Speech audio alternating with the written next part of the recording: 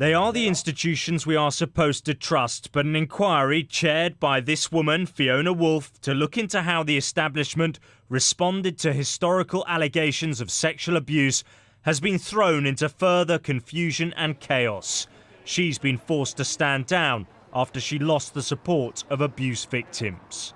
It's about the victims. The victims' voices absolutely have to be heard, and of course many of them are showing great courage in standing up and engaging with this process. I was determined that the inquiry got to the bottom of the issues for them, and if I don't command their confidence to run the panel fairly and impartially, then I need to get out of the way. Her departure had an air of inevitability. After this meeting in Westminster between Home Office officials and representatives of victims of abuse, it was clear there was no way forward. Survivors groups said with her at the helm, the inquiry would be a dead duck in the water. She has more than tenuous links with one of the key protagonists that's going to be part of this investigation, Lord Leon Britton. And she has demonstrated and admitted that this is an area of complex work that she knows absolutely nothing about. The controversy surrounded Mrs. Woolf's links to the former Home Secretary Leon Britton. He denies failing to act on a dossier of paedophile allegations he received while in office in 1984. His actions, though, at the time will likely be scrutinised by any inquiry. But when it emerged in a letter written by Fiona Woolf and redrafted by the Home Office that Lord Britton lived on the same London street, her position seemed untenable.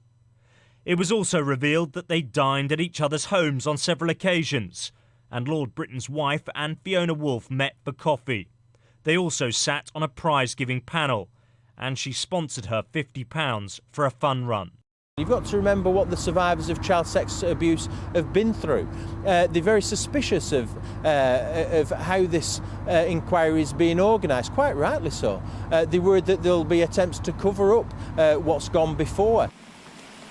The inquiry was announced in July. Its remit is to look at whether public bodies did enough to protect children from sexual abuse from 1970 to the present day. Victims of child abuse are angry the inquiry is not already underway. From a survivor perspective, is actually silencing us again. It's saying something can be rewritten. You know, history can be rewritten, and actually for us, history can't be rewritten. Our history is our history, and actually we want the opportunity to be able to express that in a way that means it's heard, and it isn't going to be subject to whitewash or cover-up because it's uncomfortable. The first chair of the inquiry, Baroness Butler-Sloss, had to move aside after there were questions about her independence. The Prime Minister had given Fiona Woolf, a corporate lawyer by trade, his backing. Her resignation, though, for the same reasons, is a major embarrassment for the government and prolongs the pain for the victims. Alex Rossi, Sky News, Westminster.